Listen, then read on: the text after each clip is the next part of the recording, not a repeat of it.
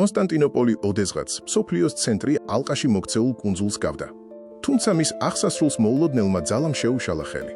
თემურ ლენგმა 1402 წელს ანკარასთან დაამარცხა ოსმალები და სულთანი ბაიაზიდ პირველი რკინის გალიაში ჩაამწყვდია. ამ მარცხმა ბიზანტიას სულის მოსათქმელად კიდევ რამდენიმე ათწლეული აჩუქა. მაგრამ შიდა განხეთქილება იმპერიას შიგნიდან ღრღნიდა. კათოლიკურ ევროპასთან დაახლოების მცდელობამ ბერძნებში პროტესტი გამოიწვია. გვირჩევნია თურქის ჩალმა, ვიდრე პაპის მიტრა, ასე ჟღერდა იმდროინდელი ბიზანტიელების მძიმე არჩევანი. როდესაც ტახტზე მეჰმედ მეორე ავიდა, ბიზანტიის ბედი საბოლოოდ გადაწყდა. სულთანმა გიგანტური ბომბარდებით და 160,000-იანი ჯარით კონსტანტინოპოლის კედლებს მიადგა. მათ პირისპირ მხოლოდ 10,000 მებრძოლი და იმპერატორი კონსტანტინე მე-11 იდგნენ. ალყა ორ თვეზე მეტხანს გაგრძელდა.